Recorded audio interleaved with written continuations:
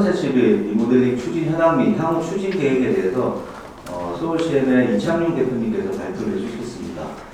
이창용 대표님은 지금까지 센텀 세시빌이 리모델링 추진하시면서 처음부터 지금까지 계속해서 제일 많이 관여해 주신 분으로 알고 계십니다. 그래서 누구보다 센텀 세시빌도 잘 알기 때문에 그 내용들이 어떤 내용들인지 오늘 참석해 주신 전문가들 참고해 주셔서 들어주셔서 감사하겠습니다. 안녕하십니까. 서울시엠의 이창용 대표입니다. 이 센시빌에 대한 부분을 좀 말씀드리면 과연 이제 저희 현장이 사업성이 있는가 하는 부분인데요.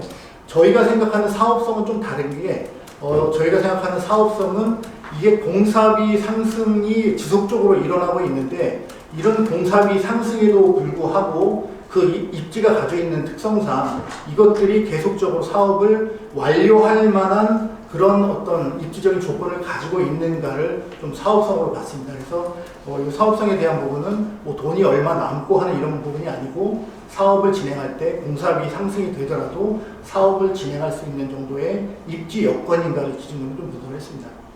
그래서 보시면 지금 저희가 이제 2000년 이후에 2000년 이전에는 좀 양적 완화가 일어나지 않았기 때문에 2000년 이후에 공사비 상승 부분을 이제 건설 공사비 기술을 가지고 좀 추적을 해보면 지금 연평균 한 4%대로 공사비가 계속 오르고 있는 상태입니다. 그래서 보시면은 한 2000년부터 2024년까지 지금 데이터를 가지고 있는데요. 22년, 23년도에 좀 급격하게 좀 올랐었고 다시 완만하게 좀 줄어들고 있는데 어쨌든 평균 4%대로 이제 상승을 하고 있는 거고 그렇다 그러면 이제 저희가 착공을 예상하고 있는 이제 2028년도에는 아마 건설 공사비 지수가 160에서 한 170 정도 수준까지 올라가 있지 않을까 생각을 하고 있고 그렇다 그러면 이제 그런 시점에 2028년도에 착공을 하고 공계약을 하고 이주를 하는 그 시점에 과연 분담금이 어느 정도 나오고 그것을 감당할 만한 수준이 될 것인가 이것이 이제 상당히 고민스러운 부분인데 그것에 대해서 정확하지는 않지만 추정 데이터를 가지고 좀 말씀을 드리겠습니다. 그래서 좀 보시면 공사비가 보시면 이제 2023년 4년 자료가 좀 없어서 조금 이렇게 22년까지밖에 준비를 못했는데요. 해운대를 중심으로 해서 보면 공사비가 2015년 중심으로 해서 지금 올라간 게 보면 7년 동안 약 한 24% 정도가 상승을 했습니다. 그리고 그 이후에 23년도에 또한 상승이 추가적으로 일어났기 때문에 현재는 이거보다 좀 높긴 높습니다. 35%에서 40%가 되는데 공사비 상승하는 부분은 이렇고요. 그 다음에 이제 분양가 상승하는 걸 보면 이 분양가는 지금 이제 부산 시내 전체에 대한 데이터입니다. 그래서 사실 해운대만 가지고 분양가를 추정하게 되면 이거보다는 더 높을 거로 좀 생각을 하고 있는데 그게만 봤을 때도 7년 동안 대략 한 103% 정도가 상승을 했죠. 그래서 한 연평균 한 15% 정도의 상승률을 보이고 있고요. 시세를 보면 그것보다 훨씬 더 빠릅니다. 그래서 2015년부터 2022년까지 180% 정도가 이제 상승을 한 상태고 물론 이제 이 이후에 24년도에 다시 한 5억대로 떨어지긴 했습니다. 그런 현상들이 일어났는데 어쨌든 공사비가 올라가는 것보다는 분양가나 시세에 상승하는 부분이 상당히 높다. 그것도 뭐냐면 그냥 어느 정도 이거는 이제 전국적인 다현상인데 이게 나타나는 비율이 지금 보시면 대략 한 7.5배 정도가 되는데 최소한 몇 배 이상이 돼야 되냐면 6배 이상이 돼야만 공사비가 상승하더라도 그래도 분담금에 대해서 큰 문제 없이 사업을 완료할 수 있는 그런 입지가 되겠습니다. 그래서 그런 부분에 있어서는 센시빌은 공사비가 인상이 되더라도 충분히 사업을 끌고 나갈 수 있는 사업성이 있다. 이런 부분은 좀 말씀드릴 수가 있겠고요. 그 다음에 이제 상당히 지금 23년도까지 데이터를 좀 보면 가격들이 좀 떨어지는 것들도 있는데 이런 부분들이 반드시 경기가 안 좋아지기 때문에 떨어지는 것은 이제 아니라는 부분을 좀 말씀드리고 싶은데요. 이게 지금 저희가 진행하고 있는 이제 유원 서초 아파트인데 이 인근에 바로 붙어있는 아파트들입니다. 그래서 신축이면서 브랜드가 있는 아파트들의 경우에는 어쨌든 22년에서 23년에 경기가 나빠짐에도 불구하고 가격이 거꾸로 오른 부분을 좀 알 수가 있고요. 그 다음에 브랜드만 있고 신축은 아니지만 한 20년 차가 되는데 그런 아파트들은 유지를 했고 그 다음에 유원서초 같은 경우가 이제 브랜드도 없고 신축이 아니고 개발 호재 때문에 상당히 2022년도에 따라붙었었지만 그 개발 호재에 대한 부분이 이제 꺾이면서는 가격이 급격하게 떨어지는 것을 볼 수가 있습니다. 그래서 지금 센시빌 같은 경우도 저희가 한 8억 4천까지 이제 효과가 올라가고 실거래가 있었었는데 현재는 한 5억 5천, 5억 6천, 그다음에 거래는 한 5억 8천, 9천으로 이제 가격이 이제 떨어진 상황을 좀 볼 수가 있겠습니다. 그리고 분담금에 대한 부분을 좀 말씀드리면 이제 분담금은 사실은 여러 가지 요소가 있는데 공사비가 변동하는 부분이 상당히 크겠죠. 그다음 또 한 가지는 공사비가 들어가는 비용을 일반 분양으로 이제 어떻게 커버할 것이냐가 이제 문제가 될 것이고, 그다음에 얼마나 많은 이제 분들이 현금 청산을 하고 나갈 것이냐에 대한 부분으로 분담금이 결정된다고 좀 보시고요.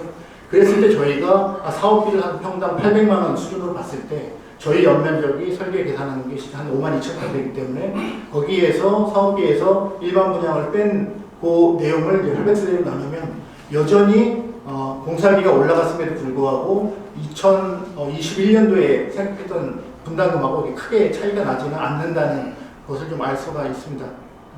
그리고 이제 이건 어저께 데이터인데 보면 이제 분양가가 서울에서도 이미 1억을 넘는 분양가가 나왔고 부산에서도 6천만 원을 좀 넘는 분양가가 지금 생겼습니다. 그래서 호지스 한강이라고 옛날 한강 호텔 자리에 있는 것이 지금 평당 1억 3,771만 원에 이제 분양을 하고 있고, 이게 특별하게 무슨 빌라로 10세대, 20세대짜리가 아니고 3개동 128세대짜리의 소규모 아파트이긴 한데, 그래도 어쨌든 단지를 이루고 있는 이런 아파트의 분양가가 어쨌든 1억을 돌파한 지금 그런 내용들이 일어나고 있습니다. 그래서 공사비가 올라가는 거에 따라서 과연 일반 분양가가 그만큼 올라갈 수 있는 입지라 그러면 충분히 사업성이 있고 진행이 가능하지 않은가 좀 이렇게 판단을 하고 있습니다. 그래서 그런 것을 봤을 때 이제 저희가 성공 전략을 보게 되면 어떻게 하면 이게 성공을 이끌고 갈 수 있을 것이냐 하는 부분에서 한 3가지 정도를 보고 있는데요. 하나는 일반 분양 시기를 과연 언제쯤에 하는 게 좋겠는가 하고, 분담금을 절감시킬 수 있는 방안들, 분양 수익을 극대화할 수 있는 방안들에 대한 좀 준비를 해야 된다고 좀 보고 있고요. 그래서 저희가 지금 볼 때는 지금 착공하고 인허가 난 걸 기준으로 봤을 때는 입주 예정 물량이 지금 2027년까지 급격하게 떨어져서 작년 수준으로 봤을 때 한 5분의 1까지 입주 물량이 떨어지는 시점이 27년이라고 좀 보고 있습니다. 그래서 저희는 한 28년 정도의 일반 분양이 된다고 치면 상당히 성공적으로 사업을 진행할 수 있지 않을까 하는 부분들이 좀 있고요. 또 한 가지는 이제 저희가 노령 세대가 워낙 많다 보니까 65세 이후에 은퇴 세대들이 과연 이제 3억을 낼 수 없다 그러면 분담금을 최소화시켜서 아예 없거나 한 1억 정도 수준으로 들어갈 수 있는 그런 평형대를 좀 만들어서 가는 방안. 그다음 또 한 가지는 세대 분리형을 통해 가지고 노후 수입을 이제 확보하거나 아니면 이제 전세를 통해 가지고 분담금을 처리할 수 있는 그런 방안들을 좀 만들어서 진행을 해야 되겠다는 부분이 있고요. 그다음에 또 한 가지는 공사비가 상당히 오르고 분양가가 그만큼 쫓아가지 못해서 예를 들면 그런 문제들이 이제 상당히 큰 어떤 다가오는 해결할 수 없는 문제로 다가온다고 치면 그때는 이제는 이제 대수선도 어느 정도는 염두에 두고 진행을 해야 되지 않는가 싶어서 보강으로 대수선도 준비를 하면서 진행을 하는 것이 어떨까 이렇게 좀 생각을 하고 있습니다. 그래서 추진 일정을 대략 보시면 이제 인허가가 필요하고 도시계획 승인하고 유보델리 허가 신청하는 시점을 한 27년 정도로 보고 있고요.